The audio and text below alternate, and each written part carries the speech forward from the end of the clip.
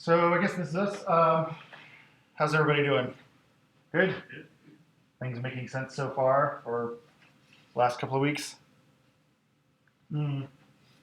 So let's jump right in, I guess. I didn't do any slides or anything this week.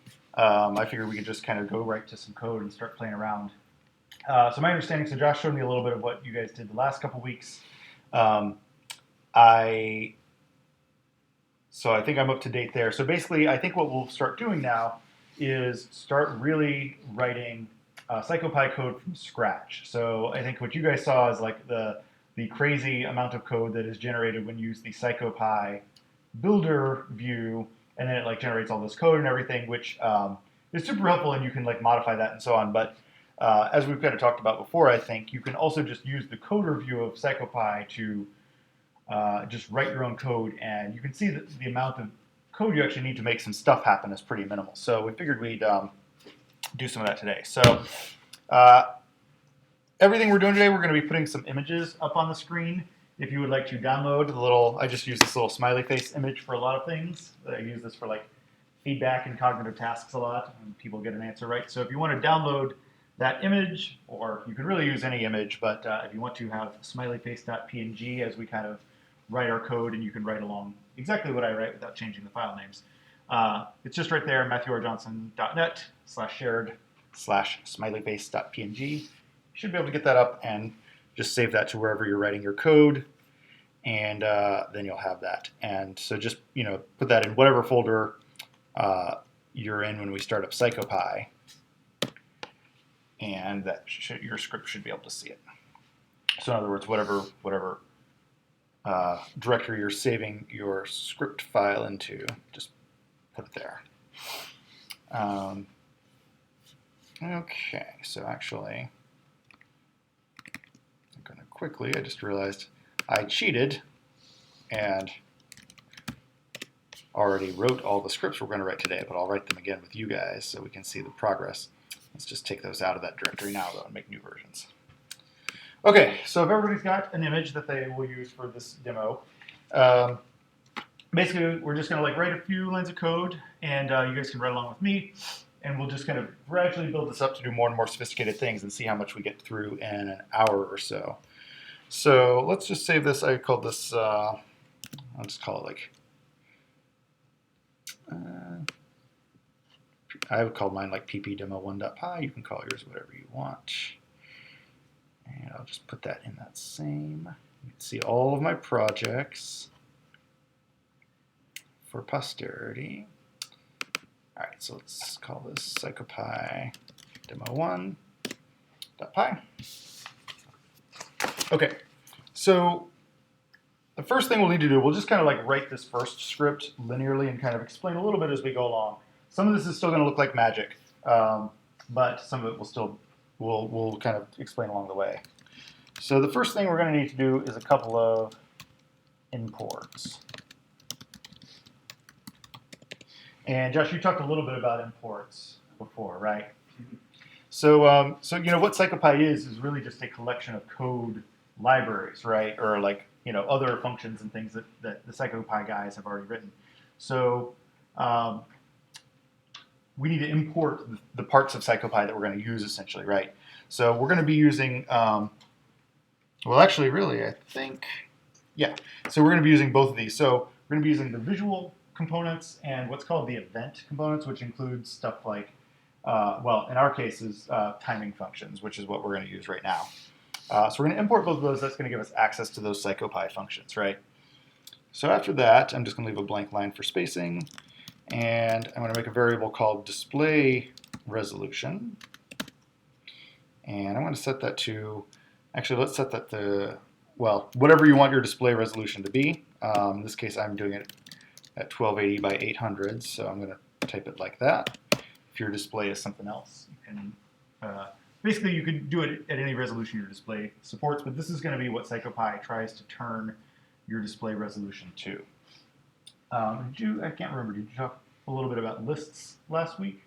Okay, so if you guys remember this, again, you're not expected to remember this all at once. What that variable display resolution really is actually like a list with two items in it. One is the number 1280, and one is the number 800. It's not super important that you remember that right now per se, but that's really what that is, right? But essentially that display resolution variable is holding two values, right? One's the width and one's the height of the screen. All right, and now also define a variable. Actually, I guess we don't really need all this white space. I'll get rid of that one. It can be any file type, right? It doesn't have to be PNG. Nope, it can be PNG, JPEG, GIF. I think those should all be fine. Probably a TIFF. There's some certain number of formats that the PsychoPy functions can import, but most of the standard ones should be fine, yeah, if you want to use a JPEG or something. I use PNGs because they are compressed but losslessly, which suits me, but yeah, anything should be pretty much okay. So what we're doing here is defining a variable. Again, for those who have done different amounts of programming or remember various amounts of things, what this really is a string variable, right, or a variable containing text. So we're basically taking the kind of text phrase, smileyface.png, dumping that into a variable whose name is image file. And the reason we're doing that, we're actually only going to use this variable, I think, one time. But the reason we're doing this is, like, the way I like to write my PsychoPy scripts and scripts in general is to put kind of anything like file names, parameters, like screen sizes and things like that right at the top of the script. And basically the reason for this, right, is what you don't want to do, let's say we write a script that uses this image file a bunch of different times, and we just like put the literal file name in every time, right?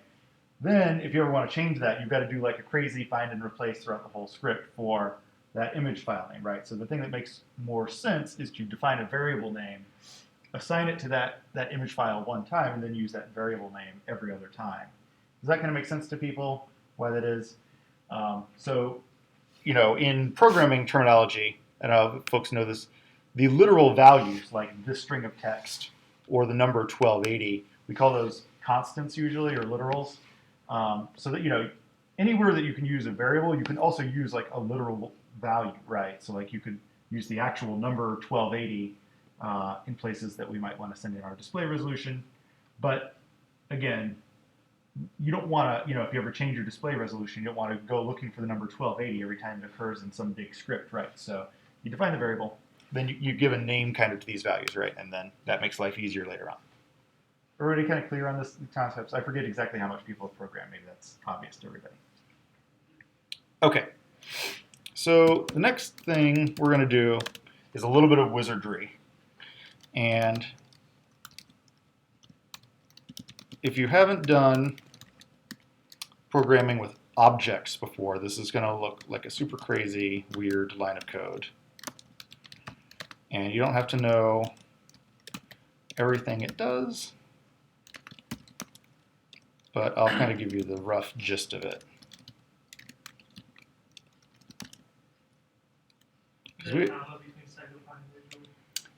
Sorry, those are periods. Those are or full stops. Yeah.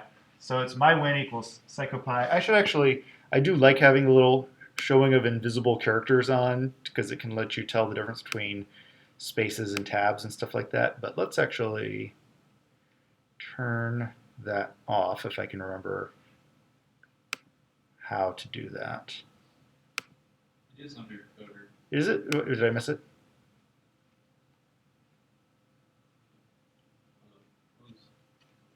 I thought it should be, yeah.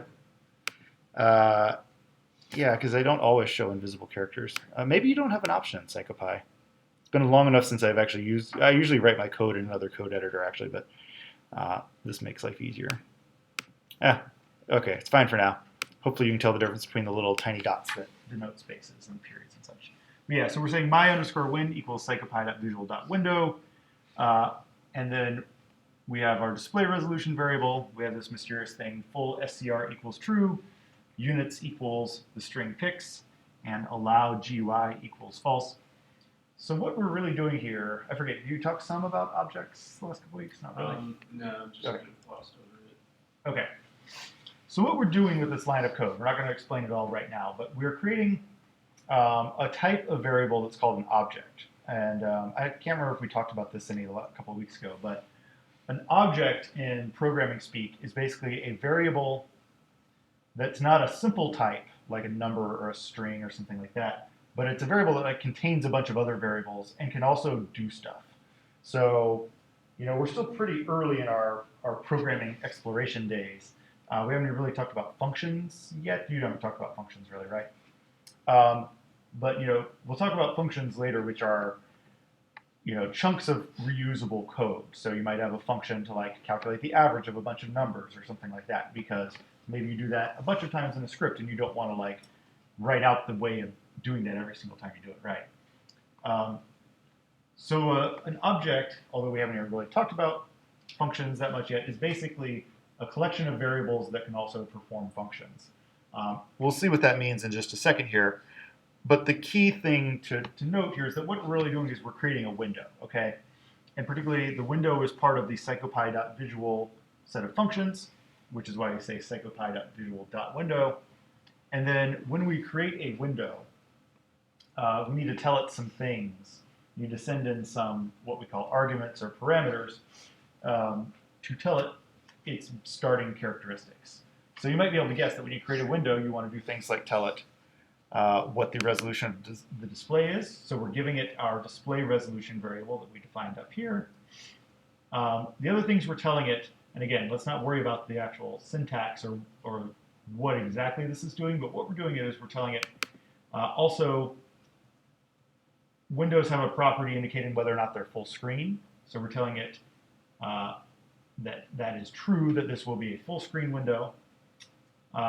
Windows need to know about what units you're going to talk about the screen in. So we're going to use pixels as opposed to like inches or visual angle degrees or something like that.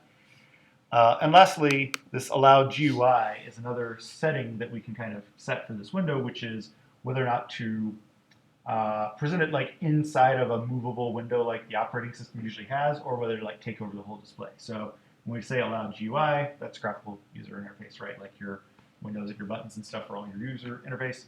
So we're saying false, right? So basically we're telling it this should be a window that takes over the whole screen and doesn't allow you to like drag it around or anything like that. Is it the same idea as like a background or something like that here? Is it a little different? It's a little different. I mean, again, we're like, I know people are anxious to get started in PsychoPy, but at the same time, like, there's a lot of concepts to unpack to even do a couple simple things. Think of it as just like,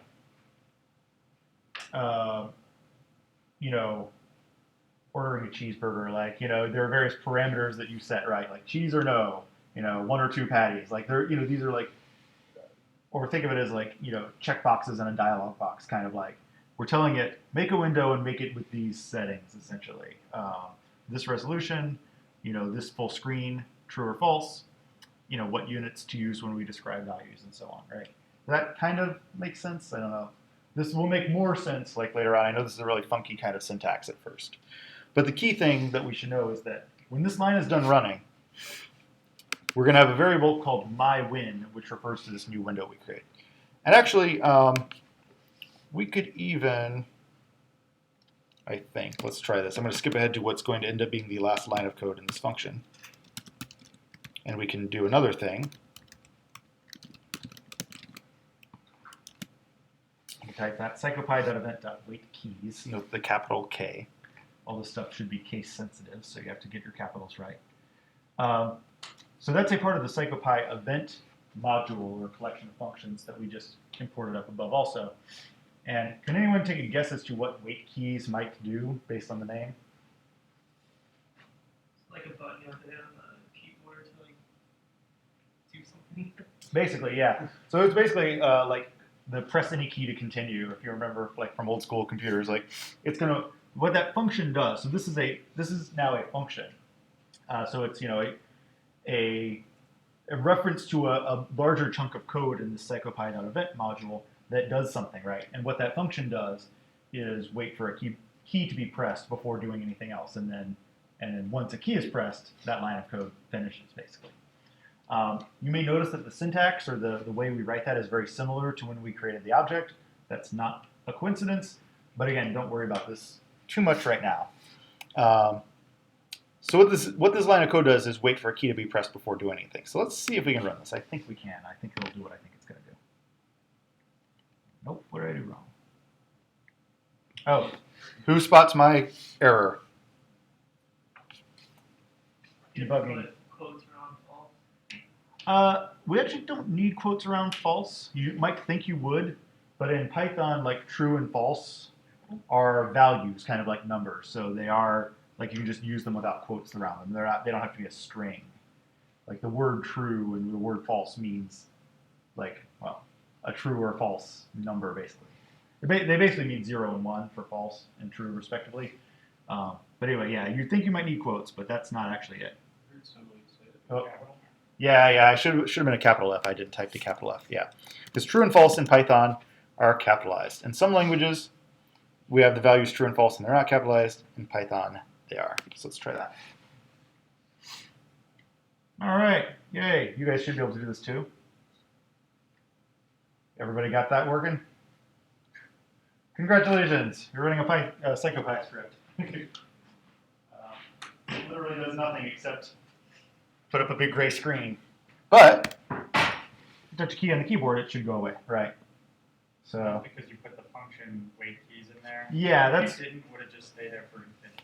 I think no. I think what it would do, because like when you get to the end of the script, what essentially happens is like any objects that were created get destroyed, and so, you know, if all you do is create the window and don't have the script hang around, the script is over, and then it just like clears everything out. So, yeah, I mean, we can tell that by, I forget, we haven't done comments yet, have we? Or maybe we have. Or you did that. Comments must be- So a super easy way to like take out a line of code without actually like deleting it, so you can have it later, is to just comment it out, right? So put that little hash there. That makes it a comment. If we run that, it should probably like blink a window up for like, oh, okay, yeah, it blinks it up for like a second.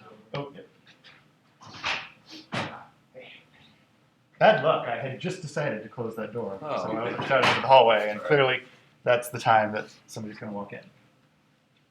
Yeah, so you know, it creates that window. It leaves it up for just long enough to like. It takes a second or two basically to like set up the window even after it shows it. But as soon as it's done doing that, it just ends the script and quits again, right? So without that wait keys, I'll run it again. You guys can test this yourselves though. It just like puts the window up and then goes away again. Oh, what's this little weird message we're getting? Oh yeah, it's giving us warnings about timing and stuff. Let's not worry about that for now. I don't understand. So if you just ran that function, the PsychoPy visual window function, I can see where that would work. But there you're just creating an object that is that function with certain settings, right? So why is it actually running that without a call to that object? Okay, so yeah, so this is why objects get tricky. So objects are like variables that do things, right? So like a good example, I mean, a window, I guess, makes sense as an object, but like, you know, you can also think of it as like a toaster. Like a toaster has various like values associated with it, right? Like you turn a knob from like low toast to high toast. You can think of that as kind of like a numeric adjuster. You know, it might have true false values in it, like whether or not there is bread inside, it's whether or not the lever is pressed down, etc. Right? But it can also do stuff, right? Like turn on the heating element. So windows are objects that like have values, right? Like how big they keep track of how big they are, you know, what's drawn inside them, and so on. But also can do stuff. And some of the things they can do are like show themselves, move themselves around the screen, you know. So when you create a window, by default, it shows itself. So you can also tell it to hide itself. You know, I think there's an option to make it not visible when you create it. So like a window can kind of be, I know in the Mac you can like hide a whole application, right, and show it again. I don't know if there's an equivalent on Windows exactly without minimizing, but you know, a window can be hidden or shown, right? Like it doesn't go away when you hide it or minimize it, right? It exists somewhere still in memory. So you can create a window and hide it, but yeah, by default it just shows. And you know, since we said to create a full screen window that doesn't allow any interaction with the GUI, it basically appears on top of all the other windows on your system and just takes over the screen. Yeah. Does that kind of make sense? Yep. Yeah. So creating it shows it by default, I guess is the short version of that answer. Okay, any other questions or thoughts before I move on? Again, don't worry too much about exactly how this is written, but conceptually we're down with what every line of code does so far. All right, so let's add a few more lines before we like go a little bit more sophisticated. So let's try this actually. I'm gonna freewheel it a little bit. So let's put I'm putting stuff in the middle because I'm gonna fill in around it later. So let's make a variable called myImage.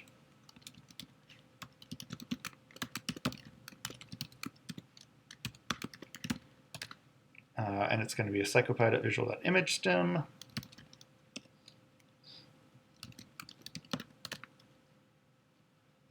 Actually, let's just stop right there and try that. And add one more line of code, which is myImage.draw. And this is probably a better example, or gives you a little bit of a better sense of how objects are going to work when we start using them more. So what we're doing in these 2 lines of code is we're making a variable called myImage. And just like myWin, like the type of object that thing is a window object, right? So the type of thing that myImage is an ImageStem object, which is another type of object that's defined in that PsychoPy.visual module, or that collection of code. So the PsychoPy people have written a module that lets us make these ImageStem objects. You might guess that what that is a representation of a picture, right? And we tell it 2 things. So we give it a window. That's basically the window that it's going to be associated with or drawn into. And we give it an image, which in our case, we tell it that the image it's going to be working with is image_file, which, if you remember back here, refers to smileyface.png, right? So like what I was saying before about putting literal strings into your code, like we could also write this as smileyface.png right here, and that would do the same thing. But it's kind of better coding style to not have a bunch of like file names littered around the middle of your code that you have to go looking for later if you change stuff. So we give it a name instead called image file. Okay, and then anybody got a guess as to what this line of code does after the ImageStem object is created? It's gonna like use that myWin object and then use the actual image instead of using like a pre-string. Yeah, well, basically, let's try it and see if I've done this right. We should get something here. Maybe we don't. Does it need a? Well, that's what I was going to test. I was doing a little experimenting. So let's try this instead. I was going to see if we could get away without this stuff. Oops. Sorry, I wrote that wrong. So let's try that, and I'll explain that in a second. Let me just try it. See before I instruct you guys. All right, what am I doing wrong now? Now we get to play the debugging game. I should write this exactly like I wrote it in the... All right, something is up here. Oh, I found the bug, and nobody except the people who've used PsychoPy before probably know the issue with this. All right, there's one other line of code we need to make this do something, which will not make a ton of sense to you yet. Yep. Hey, all right. So I don't know if folks got that as I was debugging it, but see if you can get your code to look like this, and see if is that working for everybody. If you put, so we've got the myImage.draw, and then we've got a mywin.flip before the wait keys line. Is that working for people? Are people getting our little smiley face in the middle of their screens? Okay.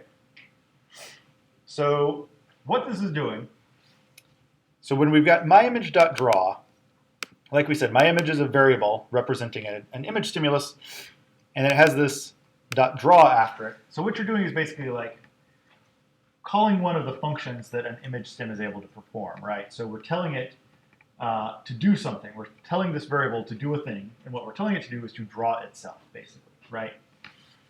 So we tell it to draw itself, and we've already associated it with a window. So it's drawing itself into our window.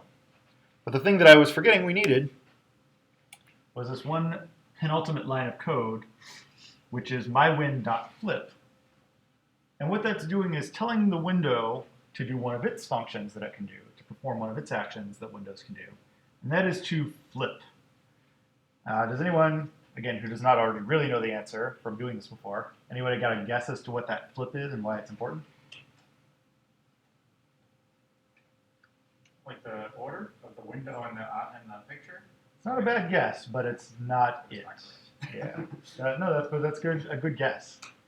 It's sort of vaguely related to that. This is not something that maybe most people would be able to intuit what, without without knowing. Okay, so I'll just tell you because it's a silly name sort of. So the way that drawing works on a computer uh, is you draw stuff, but it doesn't actually show up on the screen because what you're drawing it to is kind of an invisible representation of that window. Because the way it works is like sometimes drawing takes a while, right? So maybe you want like 100 objects to show up on the screen all at one time, but maybe it takes longer than it takes like one screen refresh. Your monitor refreshes every 16 milliseconds or so usually.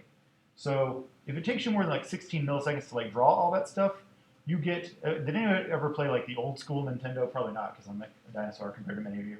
You remember when like there was too much stuff on the screen and like objects would start to flicker and the whole thing would slow down and everything, right?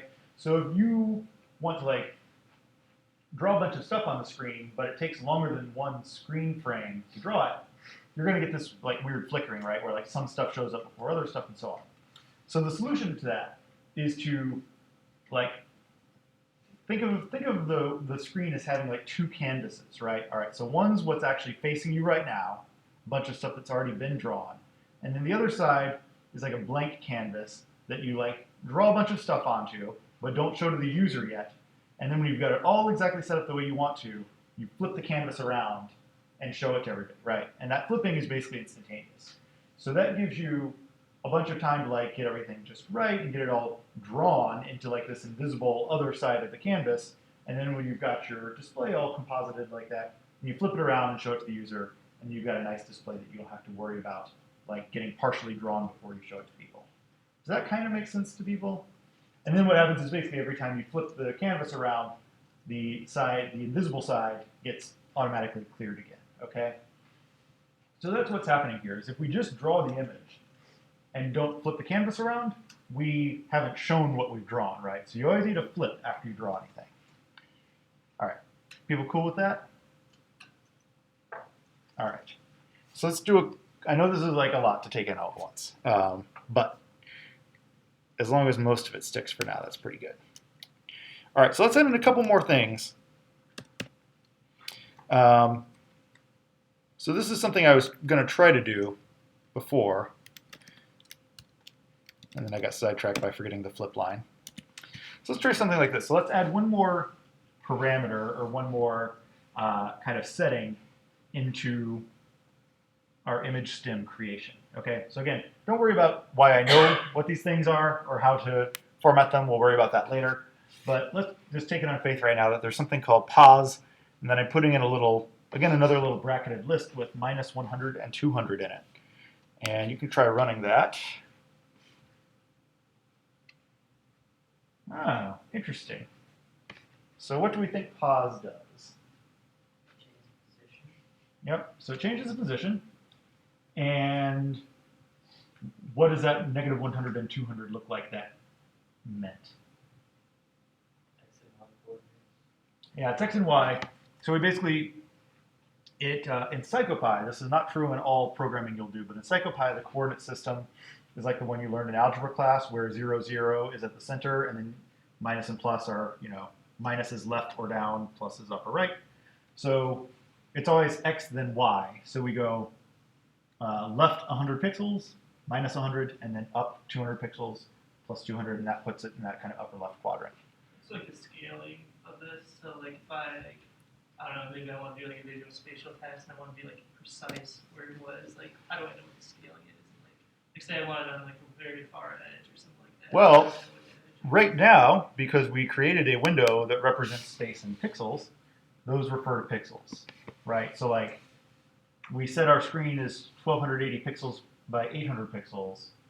So like that's, so we're putting the center, and I should mention we're describing the center of that image.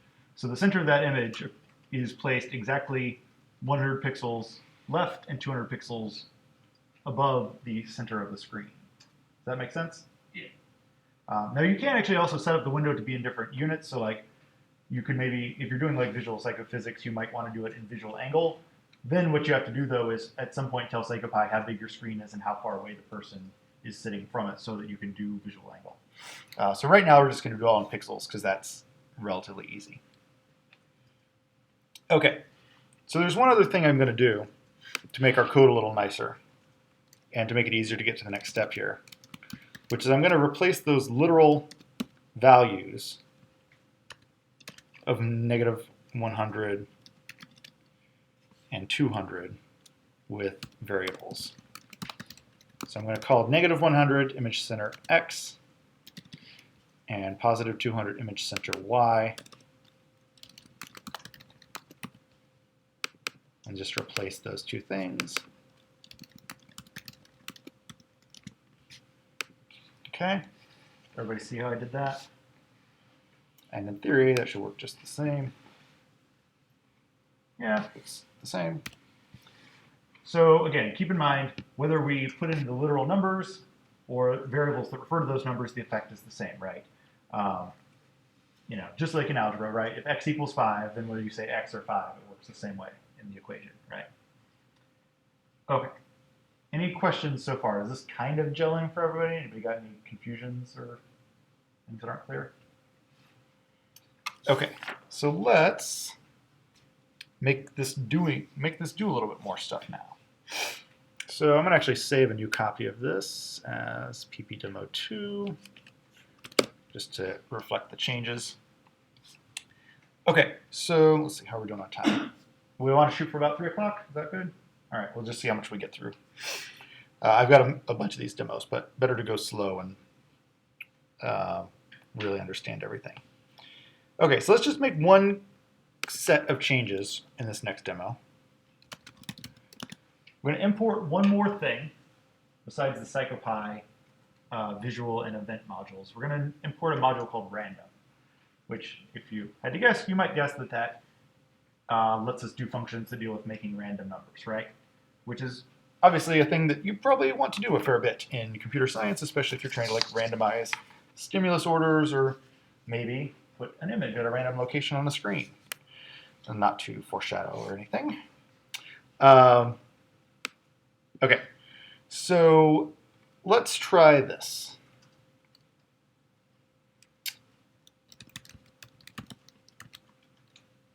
Let's see.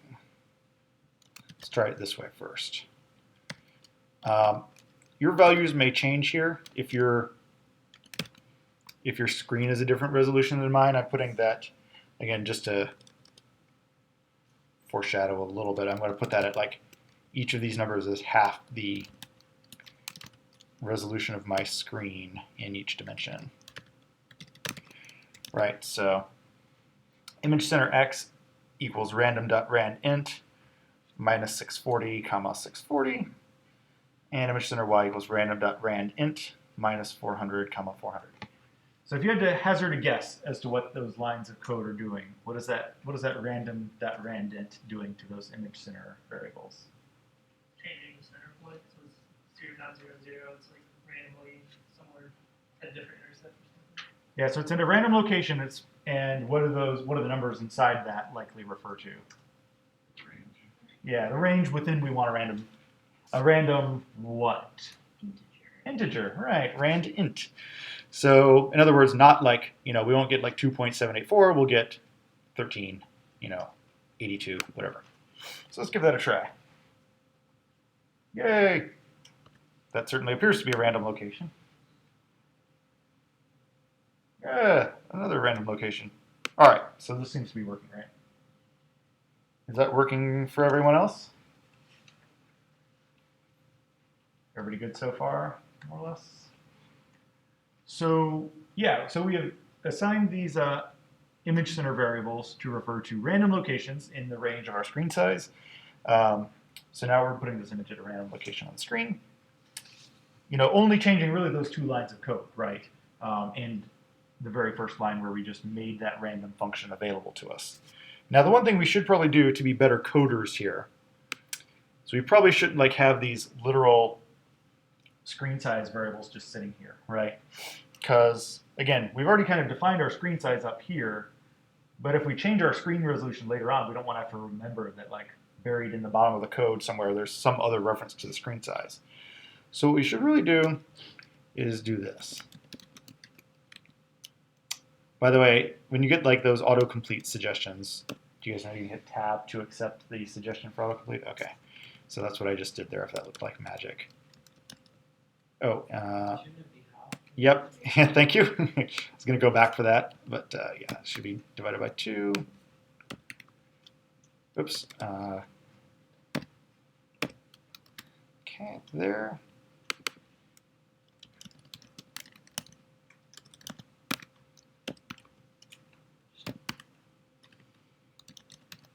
Let's get rid of that. Okay, so I'm replacing those 2 literal numbers. Now this looks uglier, but it's better coding style, right? Because then we don't have a bunch of numbers cluttering up the logic of our script. So I replaced the negative and positive 640 with negative and positive display resolution, square bracket 0 divided by 2. Right? So what is that doing there if we can break it down? What does that display resolution bracket 0 mean? Location in the list. Yeah, so it's the 0th item in that display resolution list, right? So Josh, you talked about this a little bit, right? Like list indexes are like, you know, the first item in the list is really the 0th item in the list in Python and most programming languages. Although if you do MATLAB, it's different. Lists start with element number 1, not element number 0. Right, so display resolution 0 refers to the first thing in the display resolution list, which is 1280. And to get the range right, we divide it by 2, right? Because we really want something in the range minus 640 to plus 640, which is, you know, the full left to right range of the display.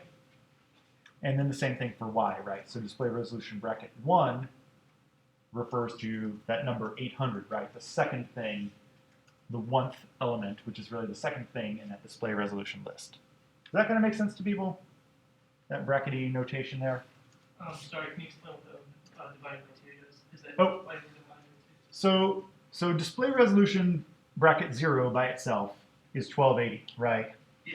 So, but if you recall, what we had in there before was minus 640 to plus 640, right? Because, you know, our screen is 1280 pixels wide, but the coordinate system at the center, like the center of the screen is 0, 0, right? So like, then our range goes from like minus 640 to plus 640, right? So basically, if we want to get those numbers for our range, you know, you take like negative 1/2 of the screen width and positive 1/2 of the screen width. Does that kind of make sense? Yeah. It's a sort of weird way to say it, I guess, but yeah. And that's a relatively dense line of code, right? I mean, we could break this out. We could make a variable called, you know, half the screen width or something. But I just packed it into that one line because that, you know, it's not too bad, and it replaces those numbers we wrote earlier. Okay, and if we run it, that should still give us a random location on the screen. Still a valid location on the screen every time, hopefully.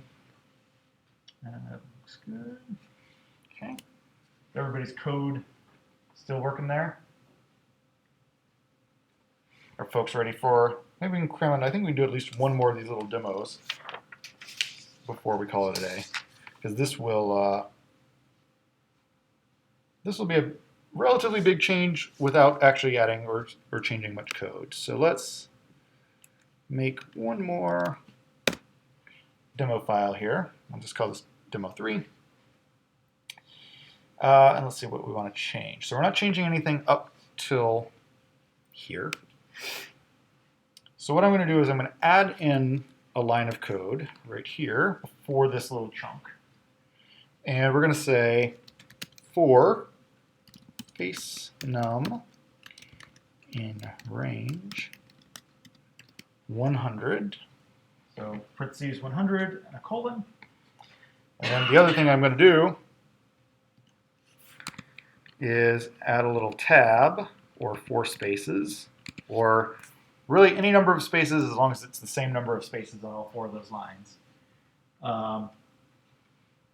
to each of those lines.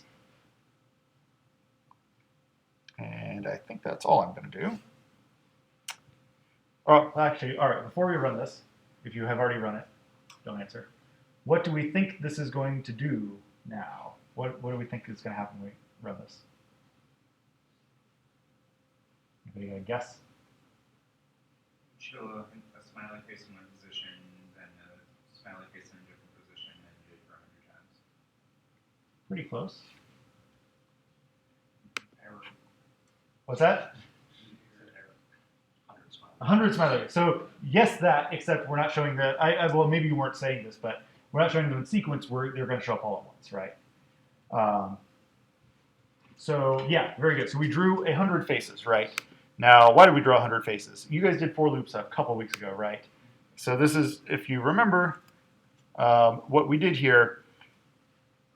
And again, this may, if you've done a lot of programming, be very obvious to you. If you haven't, it may not be as obvious. But remember, if we do something like range, like if I just do range 10, just to remind you how this works in the little shell, that gives you 10 numbers, right?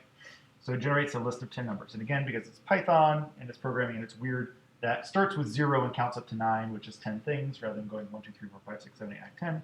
But it still gives you 10 things. And if you, again, remember how a for loop works, what that means is, so we have the range 100, which is really all the numbers 0 to 99. And then we say for face num in range, which means we're going to count up through that list of numbers, right? And we're going to assign this face num variable to each of those numbers in turn. Now we haven't actually used that face num variable yet for anything, but basically we're going to run through that loop of code 100 times, right? And then, so we're going to draw 100 faces. When we're done, we're going to flip and then wait for a key press, right? Does that make sense? Now, there are a couple things we could do, and this may, well, yeah, let's do it this way. Okay, so there are a couple things we can do with that. Actually, let's do one more. I called this a separate file, but this is a pretty small edit, so either way you want to do it, you can make a new file or not as you see fit. So let's do like at least one more little thing with this. I'm going to make that a separate file. This is another pretty easy thing, but we're going to add one more module to the top that we import, which is psychopy.core. And psychopy.core is basically has like core functions, so like pretty, just like generic kind of general use functions that you might use. So we're going to import psychopy.core, and where we're going to use it is right here. So what we're actually going to do is we're first going to move the mywin.flip guy up here. Okay, so we're going to move it inside the for loop. And then we're going to add one line here.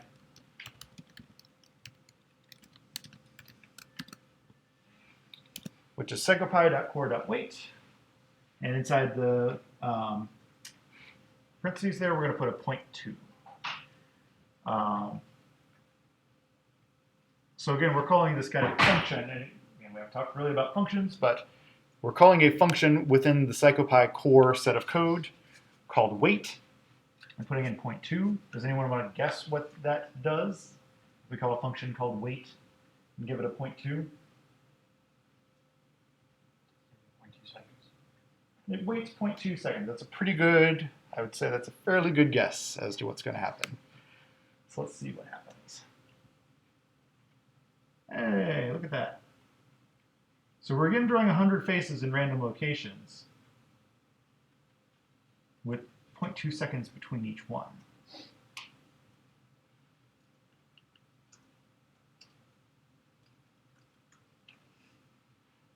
And that should take how long? I should calculate it. All right, so however long that was. Is that working for everybody? Have people tried that? All right, so why does it do it this way? Or why, what changed here? So why, I guess I should say, why are we drawing the smiley faces individually and not all at once now? You put the my flip in the thing, in the loop. Yep, so we put it inside the loop, right? So it's like, it's swapping the kind of background canvas with the foreground canvas every time it draws a picture, right? And again, remember we said by default, now this doesn't have to be the case, but by default, every time you flip around the canvas, it automatically clears the background canvas.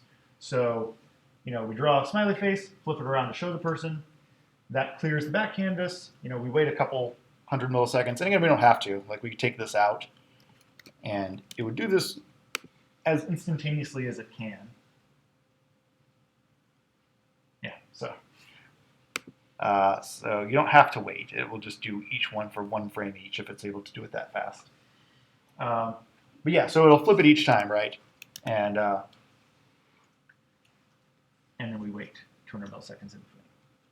So is this still kind of making sense to people? Do people feel like this is blowing their minds yet, or does the logic make sense here mostly? Anybody got a question that they think is a dumb question that they want to ask anyway? I have a dumb question. Yeah, go for it. No dumb questions. So I'm used to like seeing file paths. So how does it know like where this image file smileyface.png is? By default, it's a relative file path, which means like the same folder that the script is in that you're running. Okay. So like PsychoPy, the program is handling this for us basically. Like, so, when you have a script open and you run it, PsychoPy coder starts off in that directory as kind of its current directory that it's in. So yeah, it's going to be in like if you look in my Finder window here, here's all the code we wrote today. This is where I saved it. And as long as it's in this same directory as the script file, you're okay. Now you could give it a full, a full path name if you wanted to, C:\\, whatever. But you could also give it just a file name in the same directory. Or if we wanted to, like we could do this. So I could like move it into a little folder called like resources or something and change this to a relative file name. Well, so this won't work now. It'll crash because I moved the file. Yeah, so I couldn't find the path, but I could give it a relative file name. So resources/smileyface.png. That should work fine. Yeah, so so you can either give it like a full path name, which on a Mac starts with a /, on Windows would be C:\, whatever. Or you can give it a just a bare file name if the file is in the same directory as your script, or you can give it a relative file name, relative to where the script you're running is located. Does that kind of make sense? Yeah. Yeah. Okay. That's what does the same thing. So. Yeah, I mean, that's sort of a common thing to do with scripts because it, just makes life easier to have everything in your current working directory. Okay, well, we actually have a couple minutes to 3, so actually we could probably get through one more of these little mini demos if you want, if folks are still on board. So let me actually undo that just to make life less painful. So let's get rid of that resources directory and just put it back in the regular directory. Okay. And let's do one more. We'll call it a day after this one, I think. Okay. So let's do something a little bit different. Let's actually take out, God doesn't play dice with the universe, according to Einstein. So let's just get rid of that randomness. And let's do this instead. So let's do something like this. Just to start off with, just something along like that. -3 times face num plus 100. And let's just do this as 2 times face num minus 200. And actually, let's turn this weight down because I'm an impatient man. Let's call that like a 0.0. Let's do a 0.05 actually. Sorry. Okay. So before we run this, again, we've already run it. You disqualify yourself. What do we think this might do? They got guesses? Just roughly speaking, what is this going to look like when we run it? So for each time, it essentially would move that across the x-axis plus 100. So like I guess left to Y would go down from top to bottom 200 pixels at a time every time you iterate. Well, you're sort of in the right ballpark, so let's try it. Close, although, well, we'll see. We'll see in a second. All right, so what's going on here? So we've got a little animation going. So it's a line. It is indeed a line. Yep. So why is it moving in that line like that? So what's happening every time we go through the for loop to our location variables, image center x and image center y? Just like linear algebra, you're going, it's like defining the slope group, essentially. Yeah, I mean you can think of this like it works out to basically be like an equation, like a linear algebra kind of equation with slope and intercept. Well, so the key thing here is face num, right? So like what's happening, so forget about exactly what it is to the position, but what's happening to face num every time we go through that loop? It's increasing by 1, right? So like face num, because we said that range 100 generates the number 0, 1, 2, 3, 4, 5, 6, all the way up to 99. So what's going to happen is each time we go through this loop, face num gets a new value, right? Because face num is basically the variable in the for loop that reflects like where we are in the loop. So, you know, the first time through, face num is 0, the second time through, face num is 1, etc. So, keeping in mind that in programming, almost always, in every major programming language, math things follow the order of operations. Face num is getting multiplied in the x dimension by -3, right, each time through the loop. So that means each time through the loop, in the x direction, the thing moves what? Moves 3 pixels to the left, right? Is that what you said? Right. And then in the y direction, it's going to move each frame of the loop where? 2 pixels up, right? Yeah, that is correct. And then the -100 and the +200 are just like overall offsets, right? Those don't change when you go through the loop because those get added on to 3 times space or -3 times space num or 2 times space num, right? So those are kind of like your kind of origin resets, right, or whatever. So that means that basically kind of your default point at frame 0 is +100 -200, right? That's where it started out. So that should be 100 pixels right and 200 pixels down. And if you look when we run it, that's about where it starts out. And then it moves, what do we say, left 3 and up 2 every time through the loop, right? Does that make sense? And of course, if we want to make it go as fast as it can, we can take out the weight like this. Just get rid of that weight and it should go pretty zippily. So that's 100 frames of smooth animation there. Or, you know, you could make it wait just a little bit. Like you can make it wait.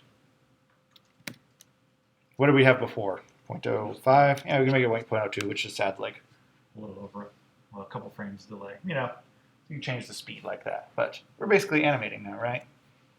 How does PsychoPy naturally calculate the weight? Does it run off of its own, or does it run? I'm assuming it doesn't run off of clock time, but. Well, so when you flip, okay, so here's what happens. We talked about, let's see, were you here? Did you already come in when we first talked about flip, like what a flip is? I can't remember. Yeah. But when you flip, like your screen only redraws itself, in the case of most LCD displays, including this projector, like 60 times a second, right? So your display runs at 60 hertz. So really most of this code, like this is super simple code right now. Your computer can do this in like a millisecond or less, right? So when you say flip, what it does is it waits till the next time you're due for a screen refresh, and that's when it changes stuff, right? So, you know, let's say we just flipped and we do some like super minimal drawing operation that only takes a millisecond. It's going to sit around and wait 16, almost 16 more milliseconds to flip that thing around. Does that kind of make sense? Because you can't, like a flip, you know, when we're talking about taking the hidden canvas and making it what people see on the screen, that can only happen when the screen is ready to just redraw the whole display. And if your screen is refreshing at 60 hertz, that's every 16.7 milliseconds. So when we just say flip, like if we take out the psychopy.core.wait, assuming we haven't done anything too crazy in our drawing that takes more than one screen frame to like calculate, that's running in 100 successive frames. So it's going to take 100.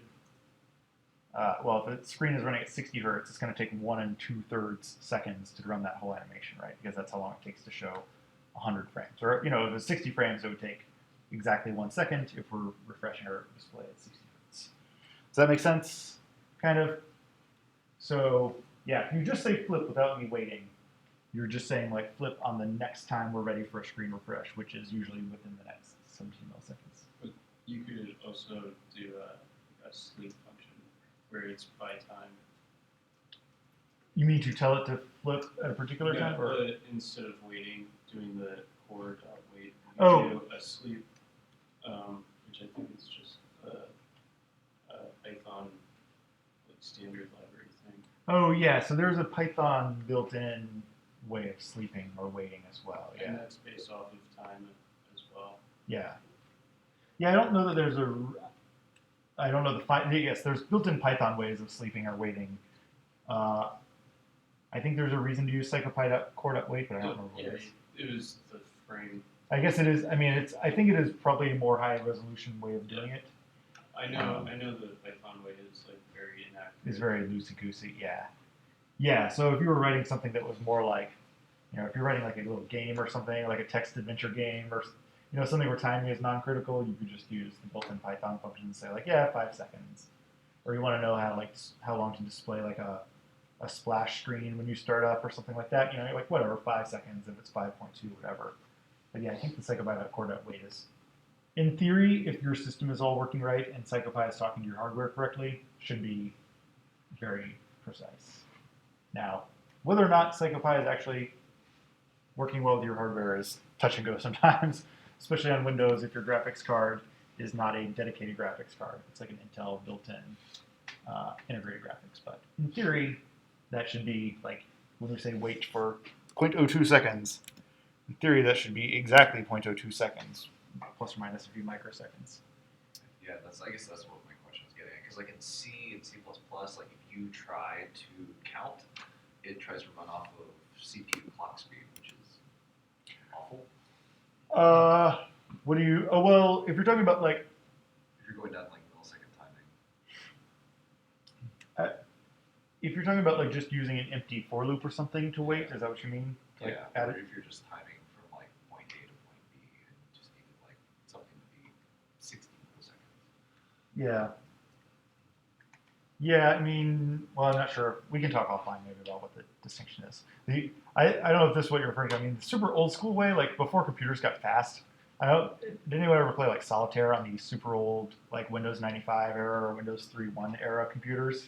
You remember when like computers got faster, but you didn't update your OS? Like, you remember that animation where like all the cards split down at the end of Solitaire? How it got like blindingly fast, but on a fast computer, but was like it took like an hour to finish on a slow computer. That's because like one old way of like adding a delay in software was just to have a for loop that basically did nothing, that counted up to like 10,000 or something. And that will delay things because it's doing a calculation. It's like counting sheep basically. But a fast computer counts sheep faster than a slow computer, right? It's not timed to like clock time. It's timed to how long it takes those calculations to get done. So that was a bad way to do that. To like base like your game or something on a certain CPU speed, right? Because then when the CPU gets faster, your game runs twice as fast or something because you didn't like consult an actual timer. You consulted just like how long it took to do a calculation. So yeah. Anyway, that's more than you need to know. PsychoPy.core.wait. That'll hook you up. Okay, do we want to call it a day for today? Do you feel pretty good about this? All right, so I'm going to stop. We can always like hang out and chat about other stuff people are working on.